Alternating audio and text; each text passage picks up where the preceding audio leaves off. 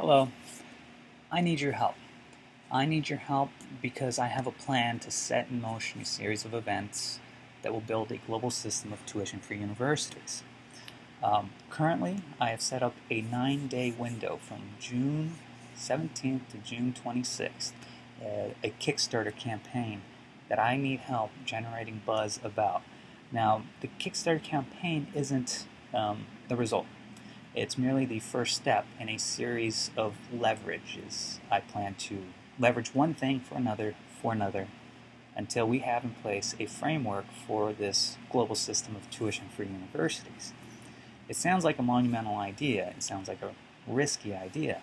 Well, that's a moonshot idea. That's what long-shot ideas are. There's no guarantee, but I will lay out my plan in this video step by step by step. And if it makes sense to you, I need your help. In this first phase, 9 days, June 17th to June 26th, is the Kickstarter campaign. The campaign is about this box behind me. Now, what this box does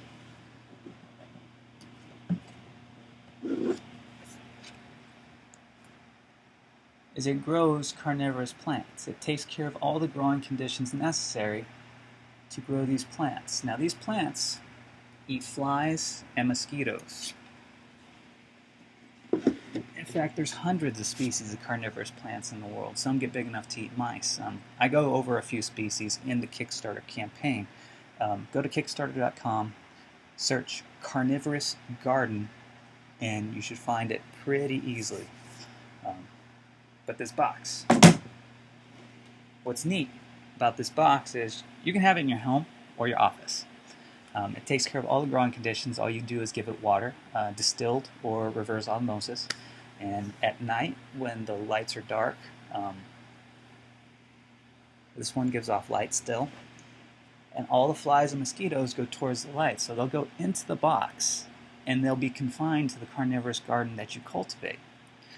So you might ask, why do I need that? Well, I think there's a lot of people out there that do need it. People want snakes, people like dogs, people have their own thing.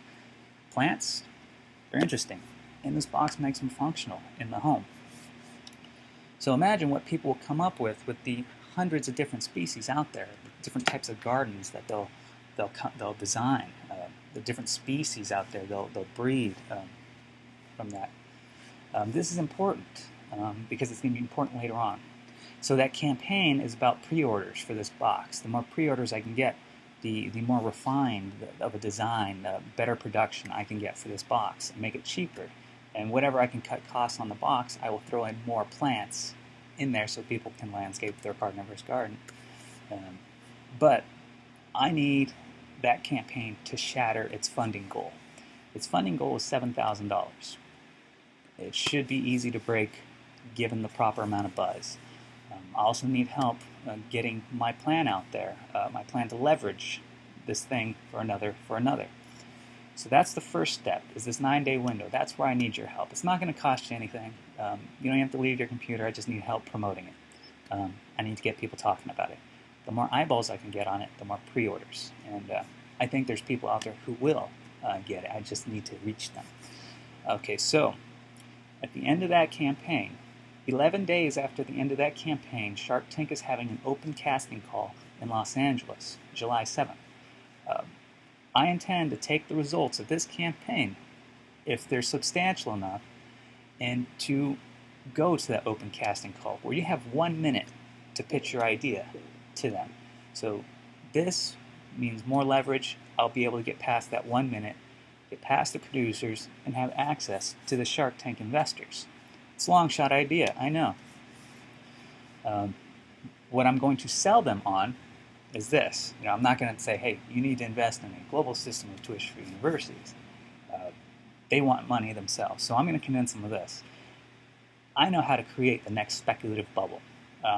The dot-com and the housing bubbles were speculative bubbles, where demand for something spikes, you got investors joining the market, you'll see prices go up, eventually it bursts and people lose a lot of money. But the thing to remember is the people who got in on it first are the ones who made the money. Alright, let's go back to 1634 to 1637. There was the Dutch tulip bubble. Tulips were grown mainly in Holland. again, well, this is one of the first speculative bubbles ever. It's used as an example, as the first bubble in economics classes. It's used as a good example. Tulips were grown mainly in Holland. Although they didn't originate from there, they were grown primarily in Holland. And as international trade introduced the world to tulips, demand for tulips went up, as tulip became something of a status symbol. Speculators joined the market. Some were paying a year's worth of salary for certain breeds and making their money back in droves, a year's worth of salary in less than a month. Eventually, the bubble burst. People lost a lot of money, but the ones who got in first are the ones who made the money. So, carnivorous plants are in a similar situation today. Now, there's hundreds of species of carnivorous plants. They're all over the place. There's certain nurseries that grow carnivorous plants, but there's not a big market. It's what you would call extremely niche. There's people out there who deal with carnivorous plants. Some of the people who do buy that one Venus flytrap from the store that will otherwise die, they get past the learning barrier. There is a learning barrier, just a small one. That's what this box is meant to do, solve that learning barrier. But the people who do get past that learning barrier get deep into the hobby. They'll collect different species. They'll dedicate space to collecting them, large sums of money as well. So the goal is to make carnivorous gardening a hobby, the next big thing. Get people to start wanting carnivorous plants. And the sharks will understand that I'll show them step by step. That's how we create a spike in demand for this extremely niche market.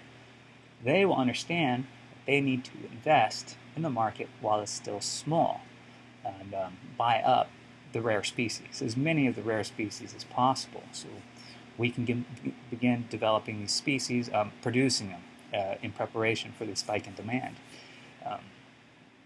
We'll create a franchise network. Any of you supporters out there who still understand it, and at this point, again, this is a long shot idea, help create a franchise network as quickly as possible, as widely distributed as possible, so we can have a distribution network in place for this, to educate people and to sell to them. So it's kind of like the Apple Store. Apple stores, they demonstrate their products, but they also educate the people on their products. It's sort of similar. We follow that same sort of model. We educate people about carnivorous plants and, well, sell to them at the same time. But the sharks will invest in the companies that produce. They'll invest in acquiring the rare species. The franchise network out there, those of you who wish to continue helping me, will help establish a franchise network, and together we initiate mainstream demand on the carnivorous plant market. The network themselves replaces the speculators of the tulip bubble, the investors. Anyway, money comes in, theoretically. So that's theoretically. That's how we get the sharks on board. But what's in tandem to this, the bubble, is the global system of tuition-free universities. The narrative is this. We create the bubble. We work together to create this bubble to raise large sums of money so we can funnel it into the global system of tuition-free universities. But here's the best part. It's not going to take that much money to develop this system of universities. In fact, theoretically, it shouldn't cost anything, because if it's free for students, it should be free to operate and establish. But it's not going to be free. It's going to be cheap, but it's not going to cost as much as people might think. But that's the narrative. That's why the public is going to understand what we're trying to do. They will understand that we intentionally want to create this bubble, and we intentionally, deliberately want to funnel the money into the system. But how much money? It's not going to be that much, because the model, we reimagine the model of the university model. Again, the sharks will be helping with this. We take the university model, the conventional university model, and we strip away all the unnecessary. Every last piece that we do not need, we strip it away. Campus, all the real estate, buildings, all the administration, the tenure, salaries, all that. It's all stripped away. What's left is, follow me on this, 5 people. 5 people, and the fields of study are entrepreneurship, foreign language, and public speaking.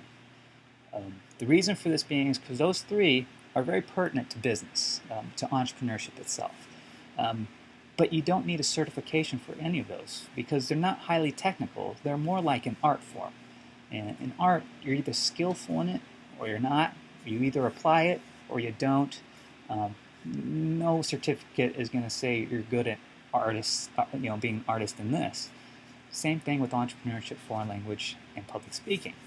So that's the fields of study. Now, without administration, the students direct the curriculum. It's directed by the students. They teach it, they acquire it. They direct it, they teach it, and they benefit from it. This is how we do it. Students are accepted to the campus, the 5-person campus, based on a nascent business idea that they have. If it's a good one, they're accepted as a student. The 5-person group shares a portion of equity. Each venture shares 20% with the other 4. So each person owns 5% of the other person's business. But if it's not actual ownership, it's like it's a custodian of ownership. The students themselves, the model now, the educational model, whereas conventional universities operate by you pay tuition, you learn 3 years of theory, you graduate, possibly with student debt, and then it's time to practice, where you actually put it into practice. This new model, there's no tuition, and we go theory, practice, theory, practice, theory, practice. So whatever we learn, we implement. If it doesn't work, we learn something else and we implement that. The ventures themselves replace the arbitrary letter grades. There's no GPA, there's no arbitrary letter grades. Everything is real world. What's neat about this campus is it's exposed to the free market, which means if a campus fails to perform, it is consumed by the free market. And what's left are efficient campuses. So it's open to the free market, because when was the last time you heard of a university campus going under? Or, it doesn't happen. But this, because it's exposed to the free market, will be more efficient. The students don't pay tuition. When they graduate, they basically buy out the outstanding portion of the equity of their ventures from the rest of the group. So the campus then gets paid for its ability to teach. So the campus operates by a pay-for-performance model. There's no tenure. Tenure is a toxic word. The Sharks will help with streamlining this, organizing it, and structuring it somehow. I don't know exactly how. Of course, there's holes in this. Of course there is. And naysayers will say, oh, this, that. Naysayers come a dime a dozen. But you got to have faith in that it'll figure itself out along the way. So to recap, currently we're in a 9-day window from June 17th to June 26th. I need help generating buzz for the Kickstarter campaign. It doesn't cost you money, just a little bit of help. I need to get more eyeballs on it. I need to get a lot of eyeballs on it. The more pre-orders I have, the more leverage I have for the second step. Second step comes with the open casting call to Shark Tank. The more leverage I have with this, the more likely I am to get past the 1-minute casting call and to have access to the sharks later on. Then I sell them on the idea of creating a speculative bubble, that they can be the first to the market. There are no competitors because they're going to buy up the market, and we're going to be the first to create a distribution network. Those of you who wish to continue supporting can be part of that distribution network. Then we're going to leverage the money from that to pour into the global system of tuition for universities. Now, it's not going to be an actual system. It's going to be just a sort of operating agreement, a charter, just a stack of papers on how to interact, sort of like a policy. So it's not going to be much overhead. But that's the thing. We leverage the bubble, the narrative, to draw people in to supporting the university. So people understand that one kind of depends on the other. It'll be synergistic.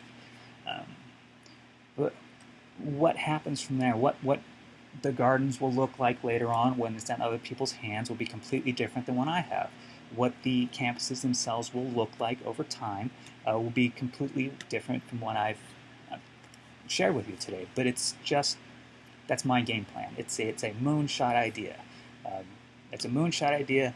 There's going to be 1,000 naysayers out there, but that's why the naysayers will never have a moonshot idea.